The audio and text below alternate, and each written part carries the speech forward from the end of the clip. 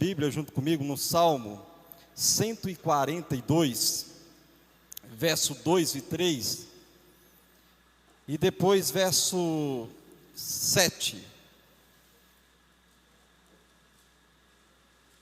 Aleluia. Glória a Deus. Quando se fala em salmos, quem entende mais de salmos são as irmãs. As irmãs, eu acho que quando levanta de manhã ou de madrugada, o primeiro livro que elas vão ler é Salmo, né? Então as irmãs conhecem mais de Salmo do que os homens. Então as irmãs entendem bem no livro de Salmo. Qualquer luta, qualquer prova, as irmãs vão ler o quê? Salmo. Então as irmãs amam demais o livro dos Salmos. Amém? Diz assim, Salmo 42, verso 2 e 3, depois o verso 6 e 7. Diz assim: com a minha voz clamo ao Senhor, com a minha voz ao Senhor suplico, derramo a minha queixa perante a sua face. Salmo 142, verso 2 e 3, depois o 6 e o 7. Vamos de novo. Com a minha voz clamo ao Senhor, com a minha voz suplico, derramo a minha queixa perante a sua face, exponho-lhe a minha angústia. Agora versos 6 e 7. Atende ao meu clamor, pois estou muito abatido. Livra-me dos meus perseguidores, pois são mais fortes do que eu. Tira a minha alma da prisão, para que eu louve o teu nome. Então os justos me rodearão, por causa da tua bondade para comigo. E os irmãos podem assentar, dando glória a Deus. Essa história conta a perseguição que Saul estava tendo contra Davi. Presta atenção. Diz assim aqui no Samuel, primeiro livro de Samuel 24, apenas alguns versículos para mim voltar para lá. Voltando Saul de perseguir os filisteus, foi dito a Davi, onde no deserto, voltando Saul de perseguir os filisteus, foi-lhe dito aonde estava no deserto em Ede. Então tomou Saul 3.000 homens escolhidos dentre os de Israel, e foi em busca de Davi e dos seus homens perto das rochas das cabras selvagens. Chegando a uns currais de ovelhas no caminho, aonde havia a caverna, entrou nela Saul para fazer a sua necessidade. Ora, Davi e seus homens estavam no mais interior da caverna. Agora, olhe, presta atenção no que Davi ele estava passando nesse momento. Não era uma coisa fácil, não era brincadeira. Saul estava com a grande inveja de Davi, por causa que Deus deu a vitória a Davi, pela humildade que Davi sempre teve, a humildade que ele sempre teve no seu coração, em servir a Deus, e Deus escolheu Davi para um propósito, para ser rei. Aqui eu aprendo uma coisa: Deus ele te chamou para ser sacerdote no reino de Deus, mas primeiro seja humilde, aqui no centro da casa de Deus, no seu coração, porque Deus tem um lugar para você, que se chama a Nova Jerusalém, aonde nós vamos estar juntamente com Deus. É por isso que nós somos escolhidos para ser sacerdote de Deus. Deus tem te chamado para um propósito. Quantos de nós não somos perseguidos todos os dias, toda hora, todos os momentos? Mas quando nós somos perseguidos, Deus envia os seus anjos para nos guardar e para nos livrar e para nos dar vitória, em nome de Jesus Cristo. Quem crê, levante a mão, glorifique e exalte a Deus. E quando Davi viu que os homens de Saul vinham, ele já estava dentro daquela caverna, e ele já tinha, em algum momento ele tinha visto que eles vinham. Então ele entrou naquela caverna e disse para os seus amigos, aos seus companheiros: quieta-te todo mundo, porque Saul está vindo para cá, e provavelmente ele vai entrar aqui nessa caverna, e se ele nos encontrar aqui, ele irá nos matar. Então Davi com seus homens estava no fundo da caverna, bem no profundo da caverna. Então chegam eles, e a Bíblia diz que Saul chegou para fazer as suas necessidades naquele lugar. Então Davi diz para os seus amigos: fiquem quietos, não faça zoada, fiquem em silêncio, porque Saul está aqui dentro da caverna. Davi agora, ele estava sem saber o que fazer, porque estava na caverna, a caverna não tinha saída. E quando vai para a caverna, quando alguém vai para alguma caverna, irmão, é porque a situação não está boa. Ele está sendo perseguido, então ele vai se esconder, pastor.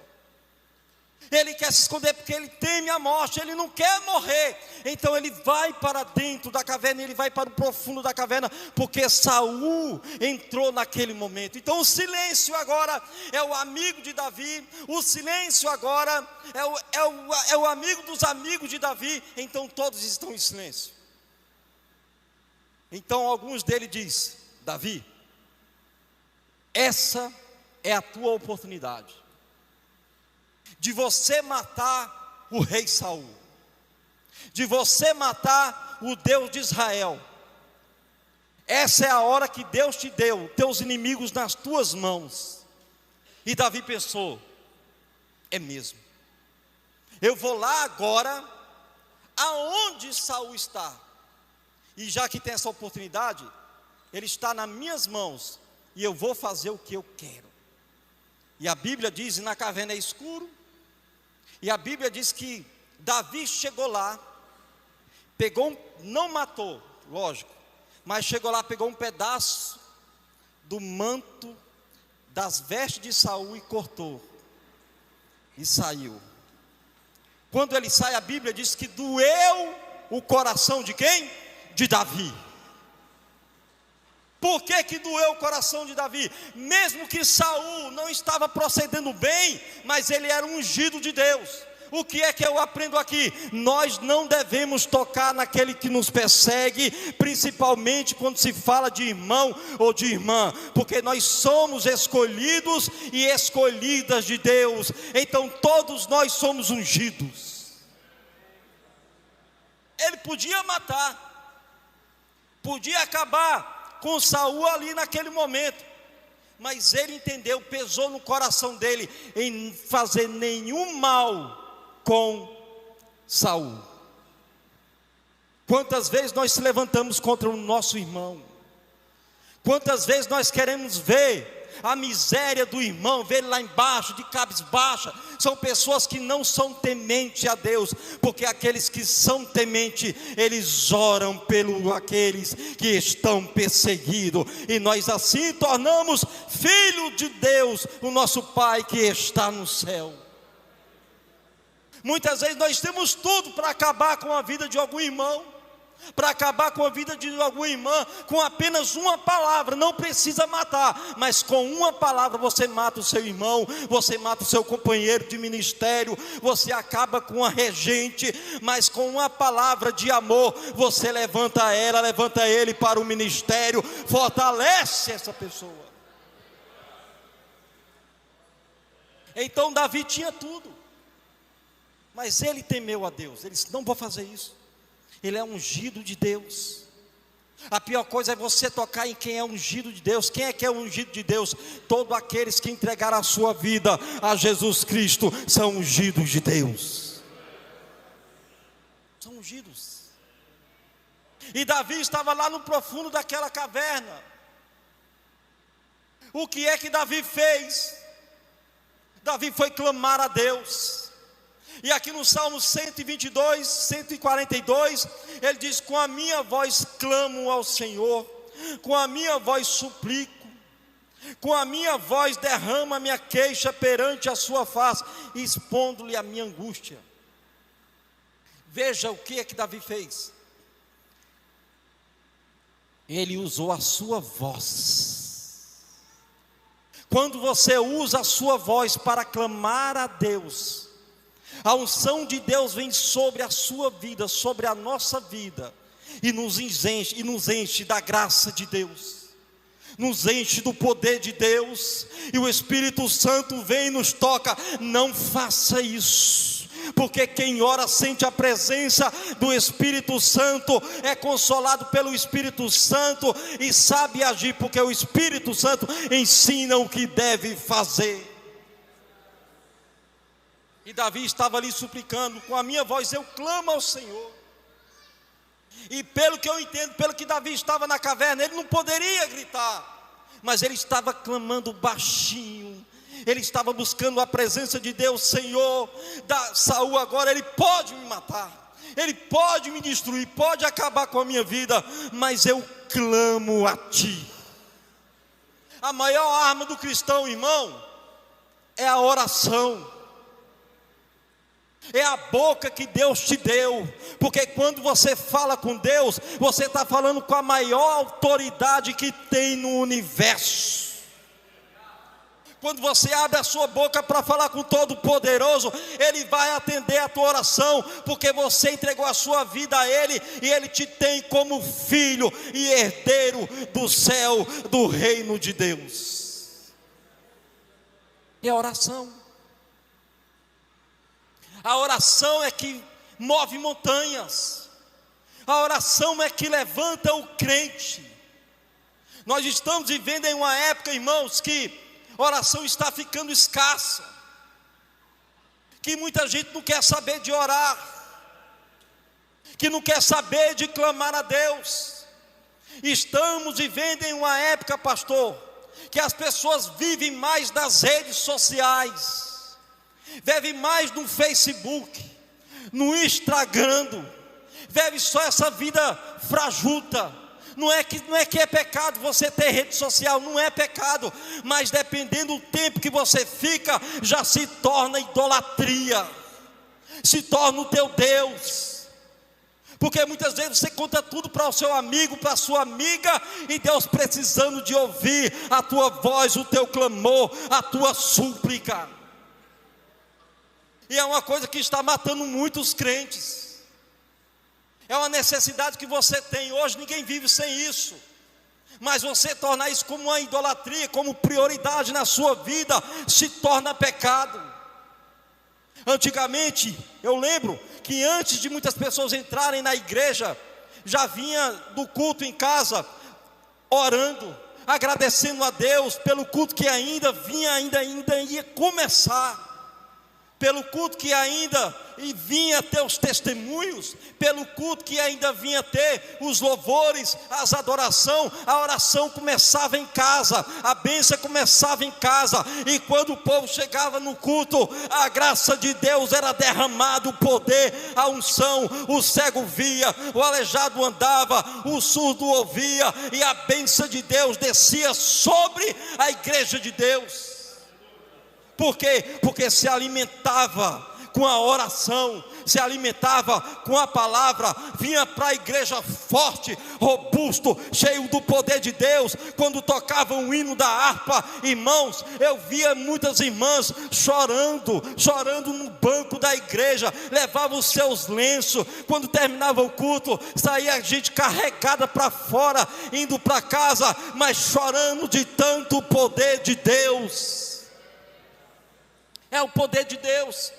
O poder de Deus, irmãos, está quando nós clamamos a Deus, Deus não tem Facebook, Deus não tem Instagram, Deus não tem um WhatsApp. O que Deus tem é um ouvido atento ao nosso clamor e às nossas orações, às nossas súplicas, porque muitas vezes, quando nós estamos passando por luta, contamos o problema para A, para B, e esquecemos de Deus, como Davi fez. Sabia? É desse jeito.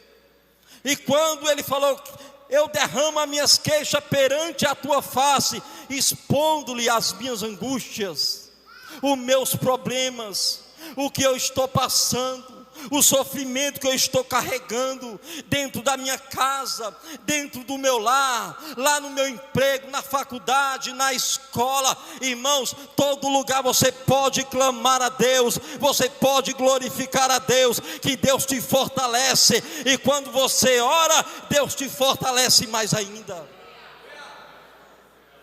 Tem crentes que já estão mortos, que não sentem mais nada de Deus, parece que tem uma sentença na vida, mas Deus nessa noite, Ele quer te dar vida, Deus quer te dar unção, Deus quer te dar poder, Deus tem graça para a tua vida. Muitas vezes você diz: eu já orei tanto para isso, e nada acontece.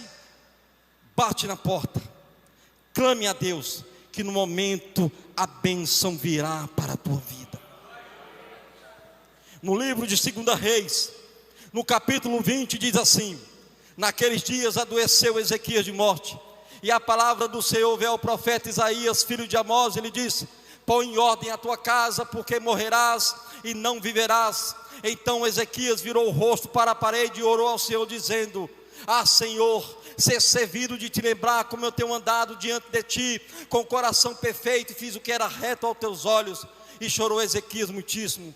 Sucedeu, pois, que não havendo Isaías ainda saído do pátio do palácio, veio a palavra do Senhor, ele dizendo: volta e diz a Ezequias, chefe do meu povo, que assim diz o Senhor, Deus de Davi teu pai: ouvi a tua oração e vi as tuas lágrimas, eis que eu te sararei, e ao terceiro dia subirás à casa do Senhor. Olha o que estava determinado para Ezequias, que ele ia morrer, mas o que foi que ele fez? Ele dobrou o seu joelho, ele foi suplicar a Deus, ele derramou as suas lágrimas perante Deus, virou o rosto para a parede, desesperado. Não contou para A, não contou para B, mas ele contou para quem entende de lágrimas, para quem vê lágrimas, para quem conhece as lágrimas. Aleluia, xarabacai, molecachai. Aí quando Isaías vai saindo do palácio, lá fora no meio do pátio, Deus diz: Isaías, volta e diz a Ezequias, chefe do meu povo, que assim diz o Senhor, Deus de Davi teu pai: ouvi a tua oração e vi as tuas lágrimas, eis que eu te curarei, que eu te sararei, e ao terceiro dia tu subirás à casa do Senhor. Olha o que a oração faz, irmãos. A oração traz cura, cura no seu corpo, cura emocional, mas você tem que orar, clamar a Deus e pedir para Ele. Eu já passei por muitas lutas, por muitas dificuldades, e quando nós vamos contar para alguém, a resposta é, se for para crente: vamos orar, vamos orar. Está aí a chave, irmão, é oração, é orar, é ação, é pedir a Deus. Nós estamos vivendo em momentos difíceis nesse Brasil, mas para a igreja nada é impossível, porque a igreja tem joelho, tem oração, tem clamor a Deus, e o inimigo não vai vencer a igreja, porque a igreja tem todo o poder de Deus. Aleluia. Levante a tua mão, glorifique e exalte a Deus nessa noite.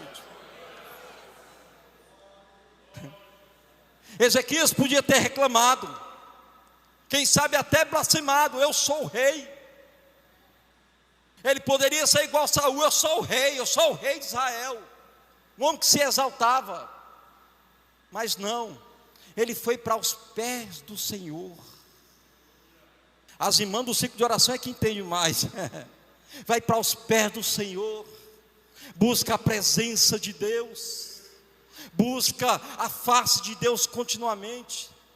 Antigamente, até para namorar tinha que ter oração. Falava com o pastor: pastor, o que é que o senhor acha? Vamos orar, meu filho, vem aqui comigo, nós vamos orar junto, e Deus vai abrir a porta e você vai casar. E os casamentos que eu conheço até hoje desse jeito, nenhum se acabaram. Hoje, para arrumar casamento, vai para as redes sociais, vai buscar lá o que não presta, o que não serve para Deus, porque o que é conquistado no joelho dura para sempre, para sempre, para sempre, porque é Deus que dá. É Deus que dá. Eu morava em Brasília, irmãos. Se você ver lá o tanto de jovem que só vê buscando namoro em rede social, só dura no máximo 1 ano, e a culpa é do pastor. A culpa é do pastor.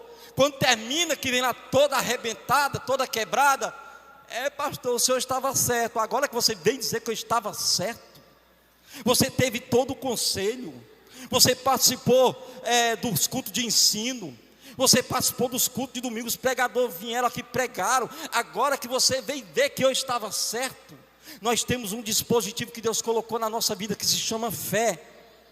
Fé. Sem fé, tudo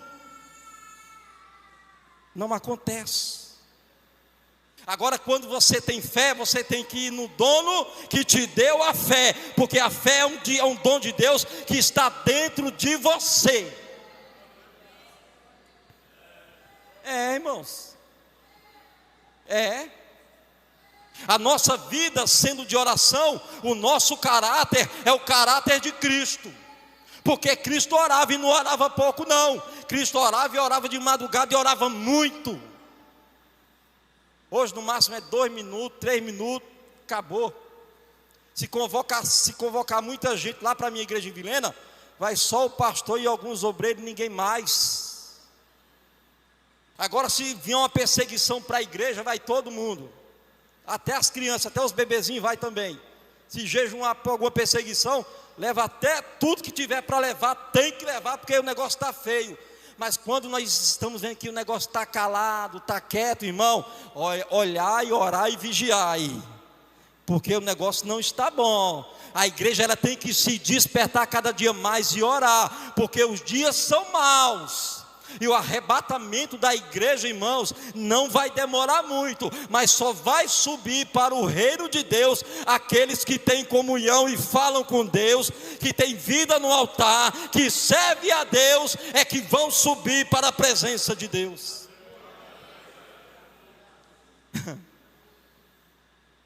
Davi não estava bem, mas ele abriu a boca e clamou ao Senhor. E chega um momento que ele clama a Deus e diz: Senhor, tira a minha alma da prisão para que eu louve o teu nome. Estava chorando, estava passando por momentos difíceis, mas ele gritou: tira a minha alma da prisão. Muitas vezes, na área da nossa vida, nós estamos presos em alguma coisa desse mundo, e aí é que mora o perigo. Você pode estar presa em alguma coisa que te cativa e que te impede de servir a Deus. Isso é prisão. Mas quem tem a chave de Davi que abre, que está aqui nessa noite, Jesus, Ele vai abrir essa prisão que prende a tua alma, que te faz sofrer, que te faz angustiar pelo que você passa na sua casa, com o seu marido, com a sua esposa. Ele tem a chave, Ele vai abrir nessa noite. Glorifica a Deus nessa noite, abre a tua boca e clame a Deus nessa noite, que Deus está te fortificando nessa noite. Ele tem a chave e te entrega neste momento agora, aleluia.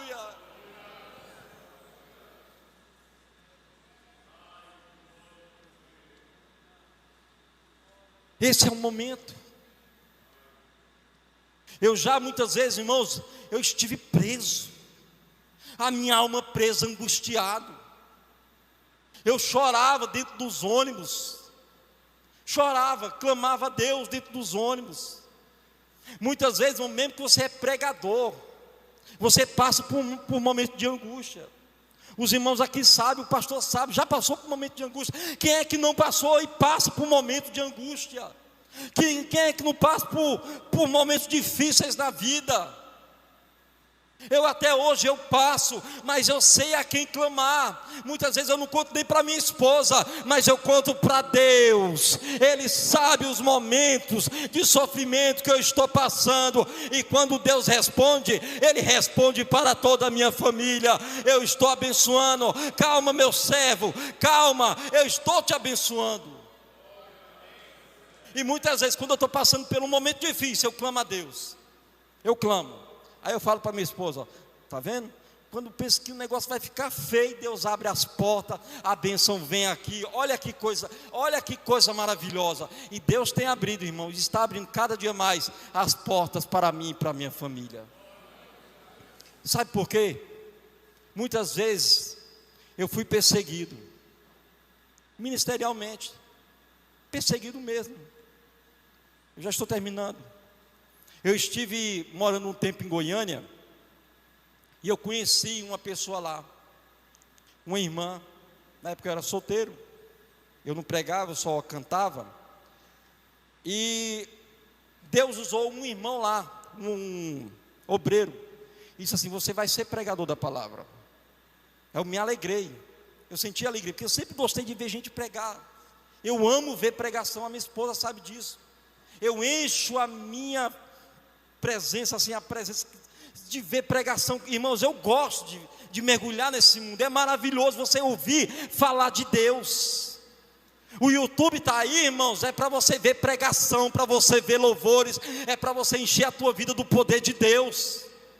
Isso não foi o diabo que deu para o homem a inteligência, não foi Deus. E isso aí eu creio que é para a divulgação do Evangelho de Deus. Veja coisa, veja pregação, veja louvor, adore a Deus, exalte a Deus, porque é uma bênção de Deus. E aquela irmã, no dia que eu peguei, falei para a irmã, falei: ô irmã, o pregador ontem, você não estava aqui, mas ele falou para mim que Deus vai me levantar no ministério. A irmã falou: tu? Falei: meu Deus, eu posso ser até feio, mas pelo amor de Deus, né? Pelo amor de Deus. E eu, irmão, passei uns dias ruim, mas não com ela, porque depois eu soube quem é que era ela. Eu me alegrei. Deus, depois daquele tempo ali, irmãos, eu fui em outra igreja, e Deus usou um pastor lá de Goiânia, pastor Alcínio, e disse: Henrique, eu estava assim lá no banco da mocidade, Deus está entregando um cajado na tua mão. Pega o cajado. Eu falei: pastor, o que é isso? No culto. O que é isso, pastor? Ele falou assim: Deus está te dando autoridade, porque tu vai pregar a palavra de Deus. Eu: não é não. Ele falou assim: é. E pode se preparar, que na segunda-feira tu vai pregar. Eu falei: meu Deus do céu. E Deus me usou naquele dia, a primeira vez que Deus me usou, meu irmão, mas me usou muito. Aí eu fui lembrado que a irmã falou que eu não ia ser. Aí depois, quando o pastor confirmou, eu: está vendo o que é que Deus faz? Às vezes vem a humilhação, mas depois Deus traz a exaltação na nossa vida. E para a glória de Deus, eu tenho um Facebook lá, tudo. Eu, pela misericórdia de Deus, eu já preguei no Grande Templo em Cuiabá. No Grande Templo. E toda vez que eu vou para Cuiabá, Mato Grosso, Deus abre a porta para mim pregar o Evangelho, para estar falando assim: eu estou confirmando a tua palavra na minha vida. Amém, irmãos? Nos momentos de angústia é isso. Davi poderia ter feito tudo, mas ele disse: não vou mexer com o ungido do Senhor. Diga para seu irmão assim, para sua irmã: não mexa, diga, não mexa comigo, porque eu sou ungido do Senhor. Agora diga comigo: nós somos ungidos do Senhor. Agora diga assim para seu irmão: fortifica-te, dando glória a Deus. Agora diga: abra a tua boca e glorifique a Deus. Aleluia, glória a Deus, aleluia. Que Deus abençoe no nome de Jesus, amém.